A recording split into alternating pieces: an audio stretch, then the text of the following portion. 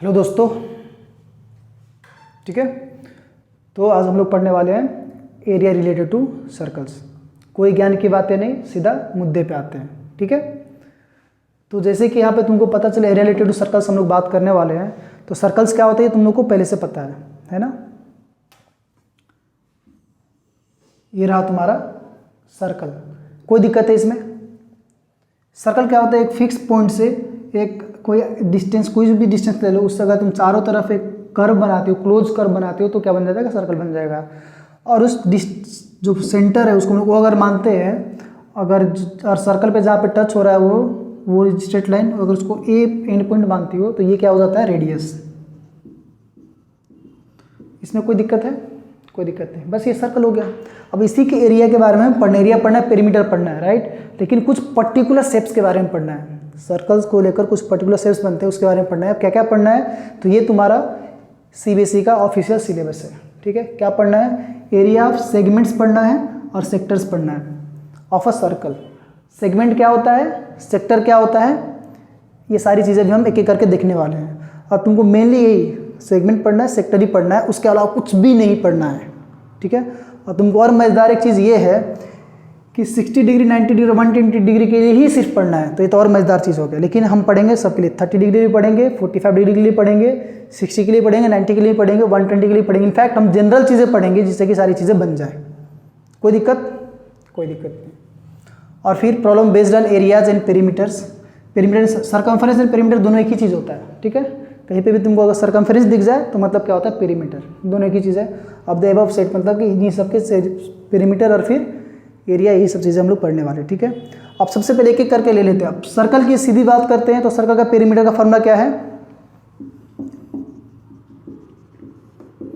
Circle का perimeter का formula होता है 2πr।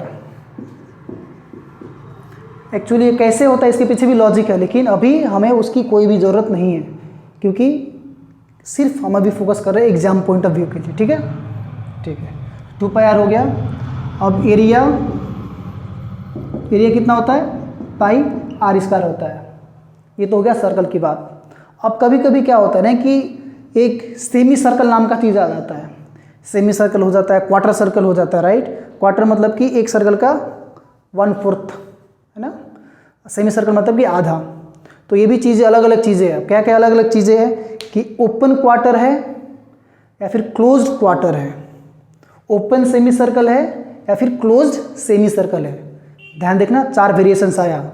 एक ओपन सेमी सर्कल, दूसरा क्लोज सेमी सर्कल, एक ओपन क्वार्टर और एक क्लोज्ड क्वार्टर।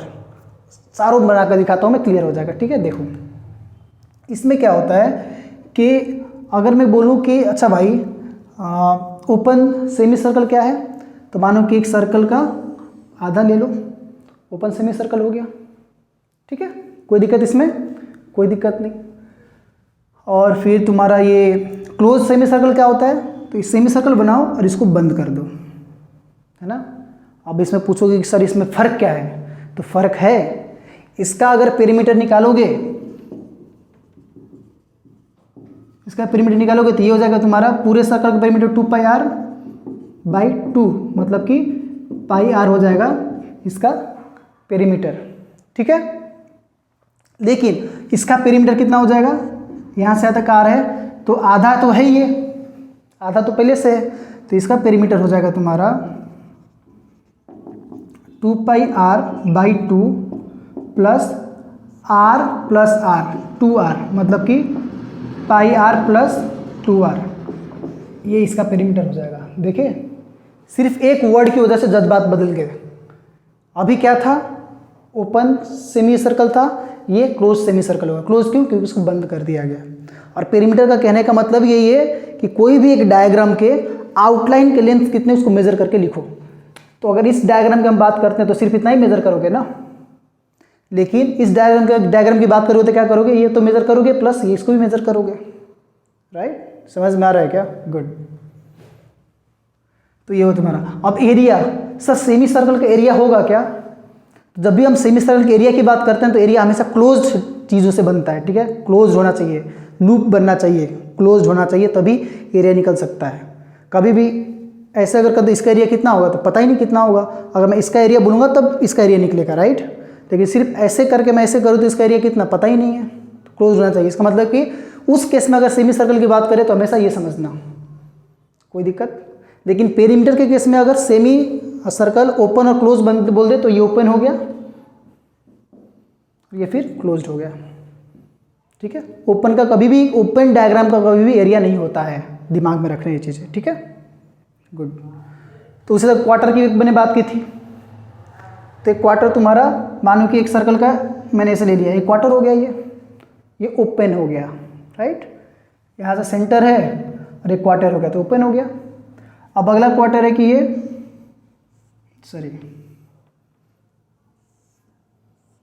अब ये क्या हो गया, ये क्लोज्ड हो गया, ये ओपन और ये क्लोज्ड।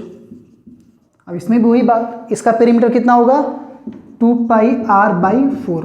क्वार्टर का मतलब है कि 4 पार्ट्स में डिवाइड करना, तो पेरीमीटर सर्कल का पेरीमीटर निकला, डिवाइड बाय 4 कर दिया, 2 हो गया, तो ये आ गया πr/2 इसका पेरीमीटर, ठीक है। अब इसका एरिया पॉसिबल है क्या, तो नहीं, क्योंकि क्लोज फिगर नहीं है। इसका पेरीमीटर कितना होगा दोस्त, पेरीमीटर इसका हो जाएगा तुम्हारा 2πr/4 तो होगा ही, 2πr/4 तो होगा ही, लेकिन अब इसमें क्या जुड़ जाएगी, के भी जुड़ जाएगा, के भी जुड़ जाएगा। अब ये क्या है, आर और आर है, तो प्लस आर मतलब कि 2, ये हो जाएगा πr/2 + 2r। कोई दिक्कत, यहाँ पे चीज़ें हो गई खत्म। अब ये तो हो गया, ये ओपन या क्लोज की बात हो गई, ये क्वार्टर हो गया, ये सेमी सर्कल हो गया, इतना से तुम्हारा काम चल जाएगा। और एरिया हमेशा किसका पॉसिबल है, क्लोज डायग्राम का। तो वहाँ पे अगर क्वार्टर बोले तो हमेशा क्लोज्ड ही समझना, closed quarter, closed semi circle, ठीक है, गुड। अब आते हैं अपने मुद्दे पे कि भाई ये सेगमेंट क्या होता है, सेक्टर क्या होता है, ठीक है। तो पहले हम सेक्टर की बात कर लेते हैं, है ना। मानो कि मैंने एक सर्कल बनाया और ये मैंने एक सेंटर O मान लिया। अब इस सेंटर से तुम कोई भी एक रेडियस बनाओ कहीं पे भी, मानो ये A हो गया, ठीक है, कोई दिक्कत। और फिर ये तुम्हारा इधर आ गया, इधर B ले लिया मैंने, मतलब कि कोई भी सेंटर से 2 निकालो, रेडियस बनाओ और कहीं भी जाके कनेक्ट करो, कोई दिक्कत नहीं है, मतलब 2 रेडियस खींचो, सिर्फ इतनी सी बात है। अगर ये एंगल थीटा बना रहा है, अब तुम हो सकता है कि ये भी बोलोगे कि सर एक सर्कल मैंने बनाया, मैंने यहाँ से यहाँ किया, इसके ऊपर भी कर दिया मैंने, तो कोई दिक्कत नहीं, थीटा 0 हो गया, है ना। मैंने मानो कि यहाँ से एक OA लिया, फिर इसके ऊपर मैंने दूसरा भी ले लिया B, कोई दिक्कत नहीं, फिर थीटा 0 हो गया ना। मैंने बोला कि अगर थीटा बनाता है तो ये पार्ट जो है ना दोस्त, इसको हम लोग क्या कहते हैं, सेक्टर। अब यहाँ पे एक केस निकल के आती है, मेजर सेक्टर की माइनर सेक्टर, है ना। तो जो हमारा बन रहा होता है इसे हम लोग माइनर ले लेते हैं, और जो बच जाता है उसे क्या कहते हैं, मेजर बोल लेते हैं। या फिर सिंपल ये भी समझ सकते हो कि जो छोटा है वो माइनर सेक्टर, जो बड़ा है वो major sector.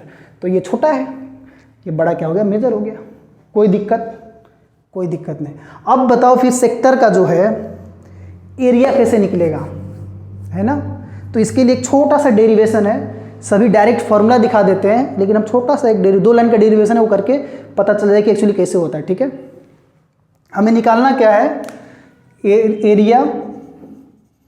Area of sector making angle theta at the centre, ठीक है, ये चीज़ हमें निकालना है। हम क्या देखते हैं कि अगर किसी भी कोई भी एक सर्कल है तो इसका पूरा एरिया कितना होता है, 2πr², मतलब कि ये यहाँ से अगर चलना शुरू करेगा तो वापस यहीं तक आएगा, तो फिर कितना बनाएगा, 2πr² बनाएगा, मतलब कि 360 डिग्री घूमेगा तो 2πr² बनेगा, कोई दिक्कत। तो यहाँ पर हम ये लिख सकते हैं ना, 2πr² के लिए कितना बनेगा, 360 डिग्री, मतलब कि ऐसे करो इसको, 360 डिग्री के लिए कितना बनाएगा, 2πr², मतलब कि 1 डिग्री करेगा। यूनिटरी मेथड जो तुम लोगों ने बचपन में पढ़ा है, यूनिटरी मेथड से तुम्हें क्या पता चलेगा कि 1 डिग्री के लिए कितना बनेगा, 2πr²/360। 1 डिग्री के लिए अगर इतना के लिए इतना है तो इतना के लिए डिवाइड कर देंगे, तो ये निकल गया। अब अगर हम बोलेंगे तो फिर बताओ थीटा के लिए कितना होगा, जब एक का पता चल गया तो थीटा के निकालने के मल्टीप्लाई कर देंगे जो एक का है उससे, तो ये निकल के आ जाएगा थीटा बाई 360 इंटू 2 पाई। कुछ नहीं किया मैंने, बस थीटा से मल्टीप्लाई कर दिया, ठीक है।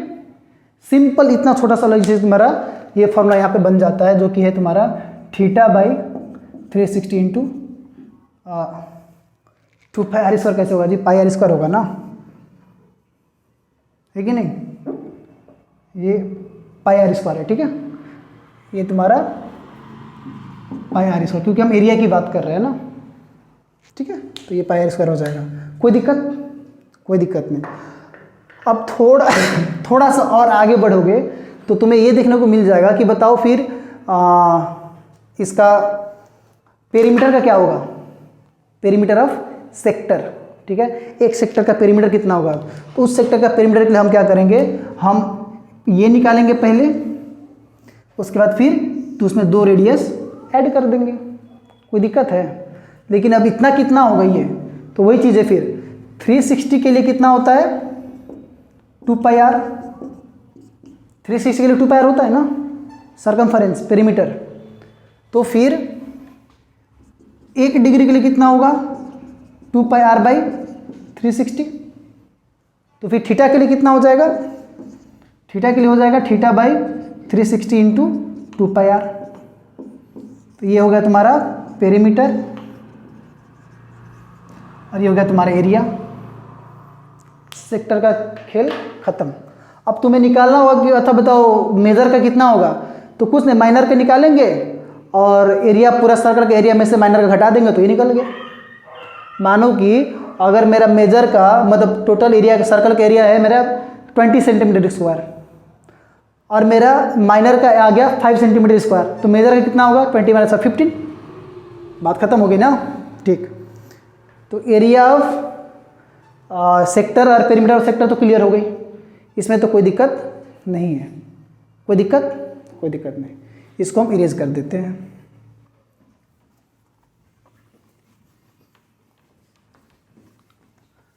अब अगला चीज जो है वो है तुम्हारा सेगमेंट। अब भाई सेगमेंट किसे कहते हैं,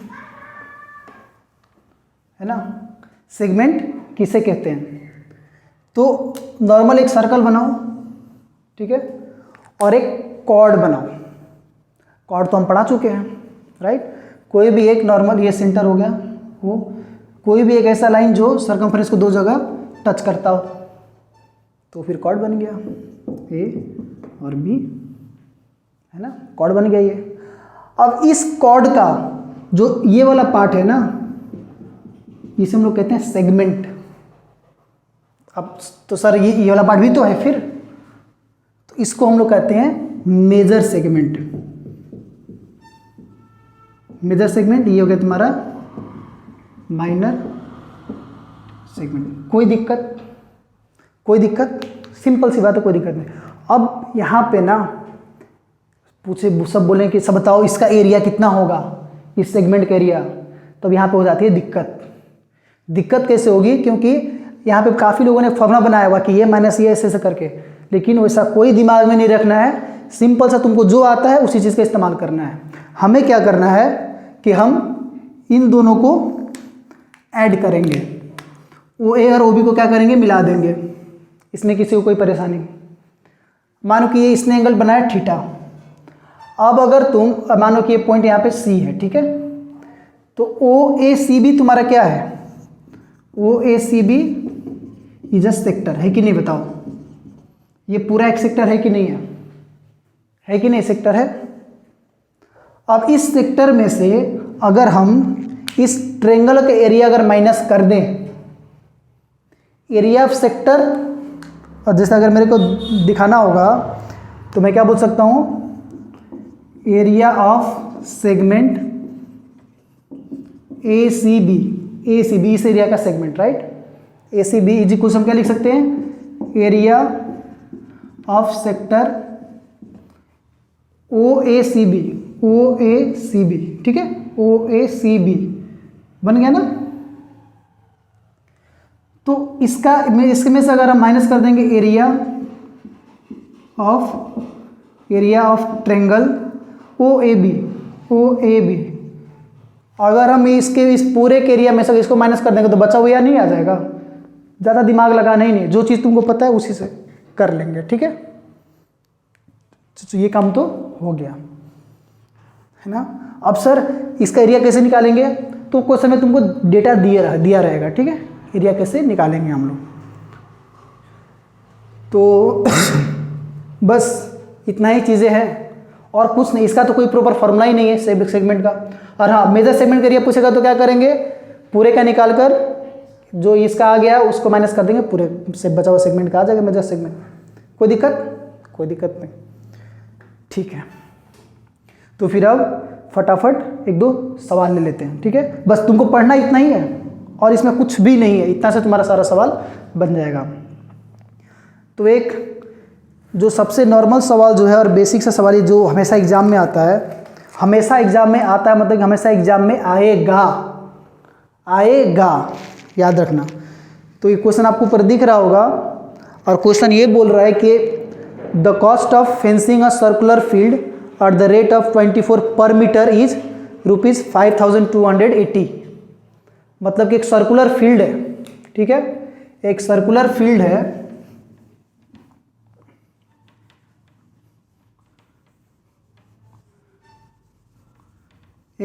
फील्ड है, जिसको फेंसिंग करने का कॉस्ट आ रहा है 24 रुपीज़ पर मीटर, ठीक है। उसका कॉस्ट आ रहा है 5280। मतलब कि मानो ये सर्कल है तुम्हारा, फेंसिंग करने का मतलब कि चारों तरफ से घेराबंदी करना, राइट। तो घेरा तुम कहाँ पे करोगे, इसके सरकमफरेंस में ही करोगे ना, मतलब पेरीमीटर पे। तो सर्कल का पेरीमीटर तुम्हारा क्या होता है 2πr, पेरीमीटर ऑफ सर्कल। इसी पे हम लोग फेंसिंग करते हैं और इसका कॉस्ट कितना आ रहा है 5280 आ गया। तो ये बोला कि the field is to be ploughed at the rate of 0.50 per metre square, find the cost of the ploughing the field. मतलब कि अब इसको खेत को जोतना भी है या फिर उसमें कुछ लगाना है, उसको लगाने का खर्च कितना है 0.50 पर मीटर स्क्वायर। अब इसको निकालने के लिए तुमको क्या एरिया चाहिए, एरिया निकालने के लिए रेडियस चाहिए। अब रेडियस तो हमारे पास है नहीं, लेकिन हमारे पास एक डेटा है कि इसको 24 रुपीज़ के रेट से अगर फेंसिंग करते हैं तो कॉस्ट कितना आता है ₹5280, 5280, ठीक है, 5280 आ गया।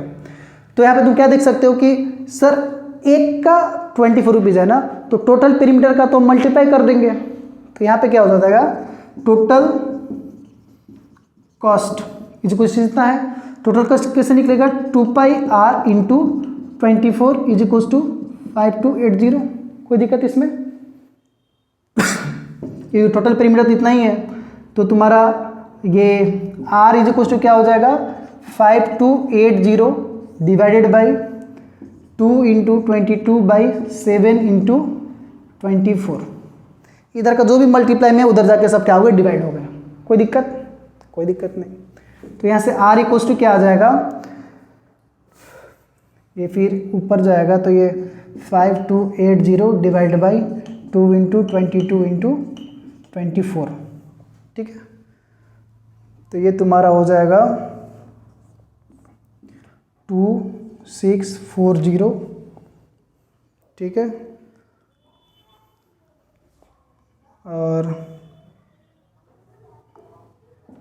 2640 divided by 22 into 24।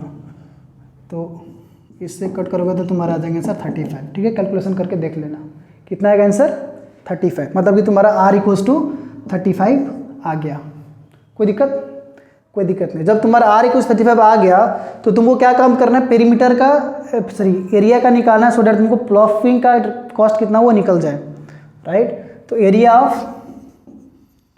Of field, अब फील्ड इसलिए बोल रहा हूँ क्योंकि फील्ड सर्कुलर है, समझ जाना। एरिया फील्ड तुम्हारा हो जाएगा πr², मतलब ये कितना होगा, ये हो जाएगा 22/7 इंटू r कितना है 35, मतलब कि 35 इंटू 35, ठीक है, 35 इंटू 35। तो ये क्या हो जाएगा 7 5 से 35, तो 22 इंटू 35 इंटू 5। कोई दिक्कत। अब तुम लोग सोचो ऐसे इसको कैलकुलेट कर लेते, अब इसको रहने दो, क्या पता कि कुछ जो हम मल्टीप्लाई करें उसे कट कुट जाए, तो इसको भी ऐसे ही रहने दो, ठीक है। तो तुम्हारा टोटल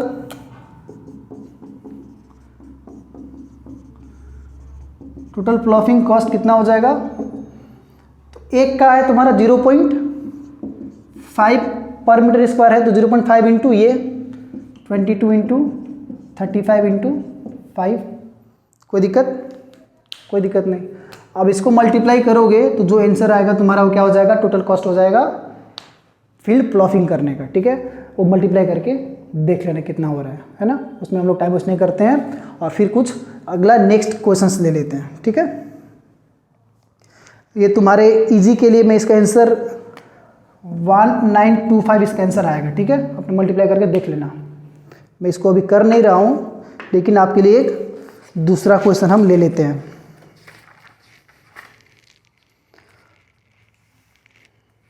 और नेक्स्ट क्वेश्चन जो है वो ये है कि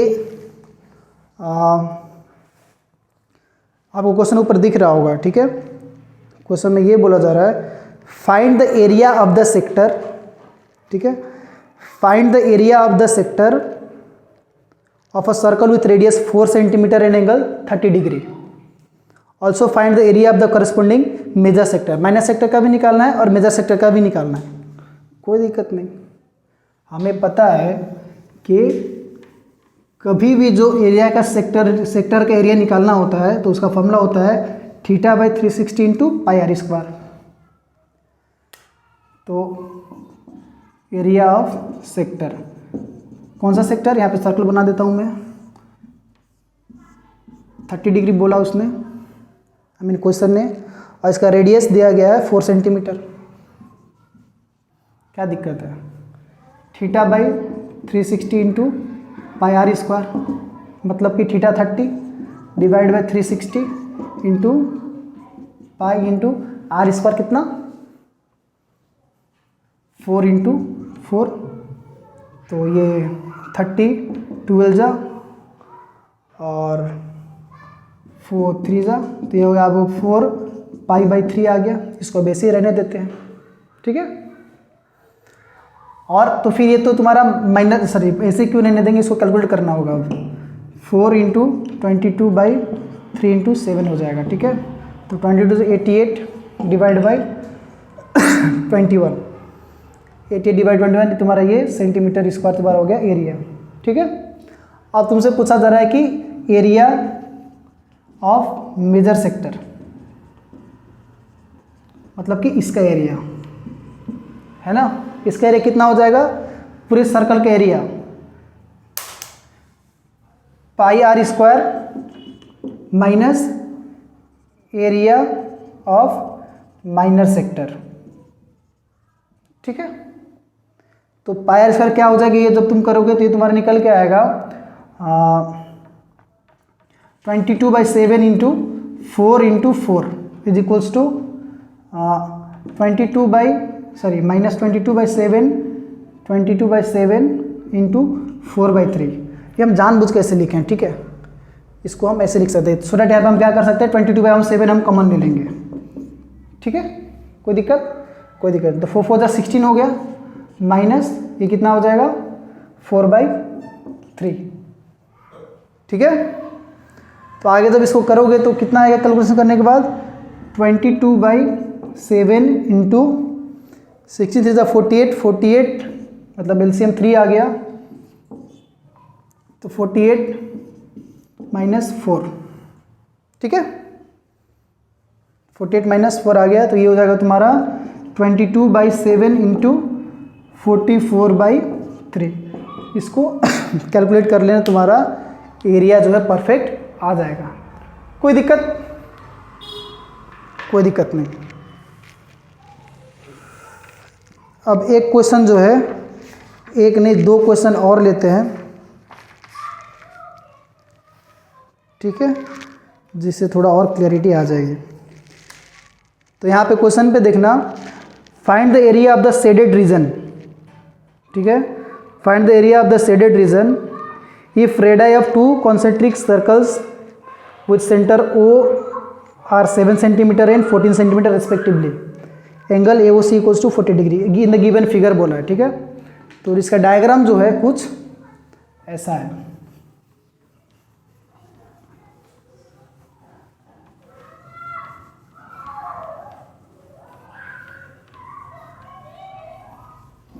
इसका डायग्राम जो है कुछ ऐसा डायग्राम बन रहा है। दो कॉन्सेंट्रिक सर्कल है, ये 14 सेंटीमीटर है ये वाला, और ये 7 सेंटीमीटर है। तुमको ये इसका एरिया निकालना है। और ये एंगल जो है, ये एंगल बन रहा है ए ओ सी, तुम्हारा ये एंगल बन रहा है 40 डिग्री, 40 डिग्री है। तुम्हारा ये हो गया बी और डी। अब यहाँ पे एक चीज़ देखो, तो यहाँ पे सिलेबस में क्या बोला है कि 60, 90 और 120 से ही पूछा जाएगा सवाल, राइट। लेकिन यहाँ पे क्या आएगा 40 आ गया, तो कोई दिक्कत नहीं, ये चीज़ तुमको बस नॉलेज पर्पज़ के लिए दिखाया जा रहा है ना। तो तुम यहाँ पे क्या कर सकते हो कि यहाँ पे तुम क्या कर सकते हो, सबसे पहले तो ये बड़े का निकाल लो, सेक्टर का 14 सेंटीमीटर के पूरा बड़ा का एरिया आ जाएगा। उसके बाद 7 सेंटीमीटर के तो छोटे वाला इसका एरिया आ जाएगा, आएगा कि नहीं आएगा। अब तुम क्या करना, बड़े वाले में से छोटे वाले को माइनस कर दोगे, area of A B D C, मतलब कि इसका जो एरिया तुम ए बी डी सी तुमको जो एरिया निकालना है, इज इक्वल टू क्या होगा, area of sector A O C minus area of sector B O D, ठीक है। ये बड़े वाले सेक्टर के एरिया में छोटे वाले को माइनस कर दो, तुम्हारा आंसर आ जाएगा, ठीक है ना। चलो इसको मैं सॉल्व नहीं करूँगा, इसको ही करने देता हूँ। अब जो थोड़ा एक डाउटफुल चीज़ जो है सेगमेंट, ठीक है। एरिया ऑफ सेगमेंट हम लोग कर लेते हैं, एक क्वेश्चन कर लेते हैं एरिया ऑफ सेगमेंट का, ठीक है।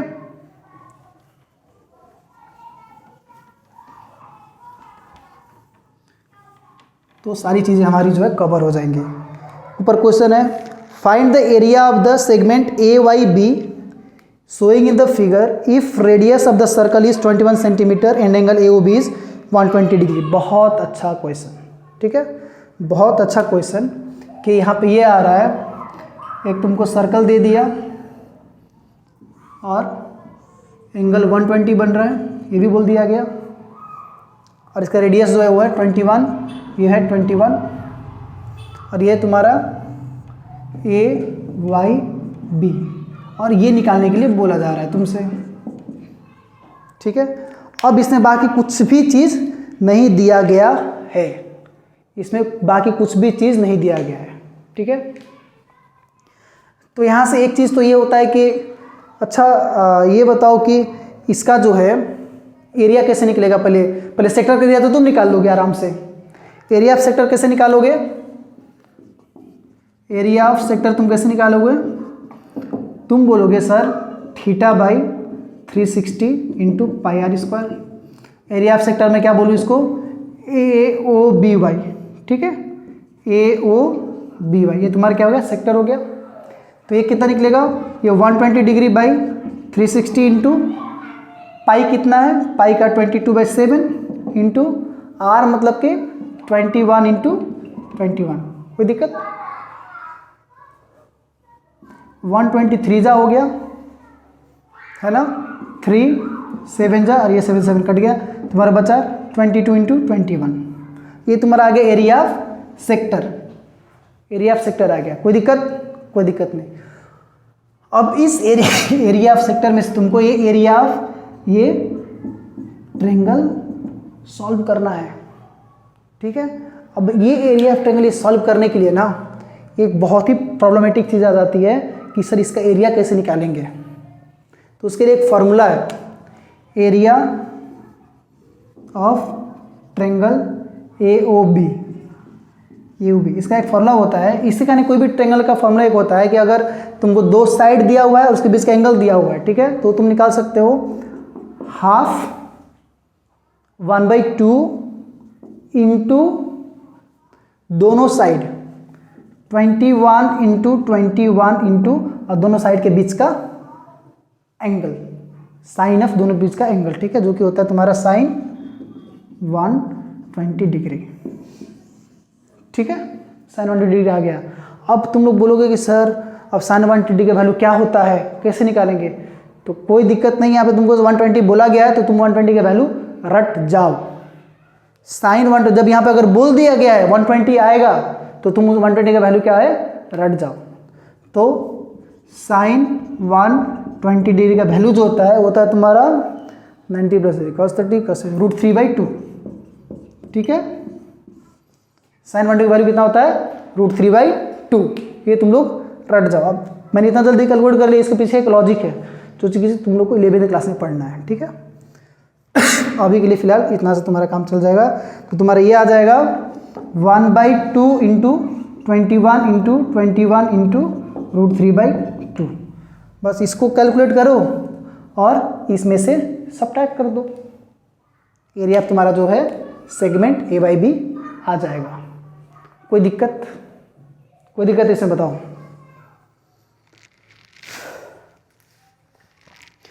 ठीक है, ये काम तो तुम्हारा हो गया। अब फिर ये एक और चीज़ कि सर क्या इसका एरिया निकालने का कोई और तरीका नहीं है क्या, जो कि हम लोग बेसिक तरीका से कर सके, है ना, जो कि नॉर्मल बेसिक तरीका से कर सके, सो डैट सर थोड़ा काम इजी से हो जाए, है ना, थोड़ा काम हमारा इजी हो जाए। तो उसके लिए फिर तुम ये कर सकते हो कि अगर यहाँ से जब भी हम परपेंडिकुलर ड्रॉ करते हैं ना, तो एक तो ये 120 डिग्री है तो ये 60 में बाइसेक्ट कर देगा इसको, क्योंकि ये दोनों ट्रायंगल जो कॉन्ग्रुएंट हो जाते हैं, ये हो जाएगा फिर परपेंडिकुलर, है ना, और ये दोनों भी इक्वल हो जाते हैं और ये तो कॉमन है, ठीक है। तो तुम यहाँ पे इसको किसी भी चीज़ को x मान लो, ठीक है। x मानने का मतलब क्या है कि अगर मानो कि मैं इसको अगर इसको x बोलता हूँ, राइट, इसको अगर मैं x बोलता हूँ तो मेरा 60 इस एंगल के लिए क्या हो जाएगा, मेरा हो जाएगा sign 60 is equals to B/H होता है, सॉरी P/H होता है ना, होता है कि नहीं होता है। तो साइन 60 मेरा कितना है दोस्त, √3/2 आ गया, इज इक्वल्स टू इस 60 के इस एंगल के लिए ये P है, क्योंकि ये B है तो ये P होगा और ये H हो गया, तो x/21। तो यहाँ से तुम्हारा x बराबर क्या हो जाएगा 21 इंटू √3/2 आ गया। कोई दिक्कत? कोई दिक्कत इसमें? x बराबर तुम्हारा कितना आ गया 21 इंटू √3/2, क्रॉस मल्टीप्लाई हो गया, है ना, तो ये आ गया। अगर ये जितना है ये भी उतना ही है, तो तुम्हारा ये कितना है, ये तुम्हारा 21 √3/2 है, और तुम्हारा ये भी कितना हो गया 21 √3/2 है। किसी को कोई दिक्कत? तो इन दोनों को जोड़ोगे तो पूरा इसका लेंथ आ जाएगा, पूरा इसका लेंथ आएगा कि नहीं आएगा, कितना आ जाएगा इन दोनों को जोड़ोगे तो 21 √3/2 प्लस 21 √3/2, दोनों को ऐड करोगे तो ये हो जाएगा 21 √3। कोई दिक्कत? कोई दिक्कत, सिंपल सा। अब ये आ गया। अब तुमको चाहिए हाइट, क्योंकि तुमको फॉर्मूला पता है एरिया ऑफ ट्रायंगल का हाफ बेस इंटू हाइट। तो इसके लिए हाइट क्या, हाइट का काम क्या करेगा, ये करेगा, इसको मान लो y। इस बार हमारा y कैसे निकलेगा, cos 60 is equals to B/H। हमारा b कितना है, y है, तो तुमको पता है cos 60 क्या होता है 1/2 होता है, इज इक्वल्स टू b तुम्हारा y है, और तुम्हारा हाइपोटेन्यूस कितना है 21, तो y तुम्हारा हो गया 21/2। बस। अब तुम्हारा एरिया ऑफ ट्रायंगल क्या हो जाएगा, area of triangle AOB is equals to 1/2 into base into height. Base कितना हो गया 21 √3, 21 √3 इंटू हाइट कितना हो गया 21/2। टोटल कितना आ गया ये 21 into 21 √3 divided by 4। 21 into 21√3 divide by 4, ये आया था एरिया ट्रेंगल का, यही एरिया यहाँ पे भी आएगा 21 इंटू 21√3 डिवाइड बाई 4, तो सेम चीज़ है, ठीक है। बस मैंने एक अल्टरनेटिव तुमको बता दिया, बाकी चीज़ तुम अपना देख लो। किसी को कोई दिक्कत, किसी को कोई दिक्कत, कोई दिक्कत नहीं। तो फिर आज के लिए तो इतना डाउट क्यों कर रहा है, कोई दिक्कत है क्या? दिक्कत है तो पूछ सकते हो गया? तो फिर आज के लिए रहने देते हैं, ठीक है। एरिया रिलेटेड टू सर्कल्स हमारा हो गया ख़त्म। अब अगला चीज़ हम लोग देखते हैं कोऑर्डिनेट ज्योमेट्री नेक्स्ट क्लास में, ठीक है। तो चलिए फिर, थैंक यू।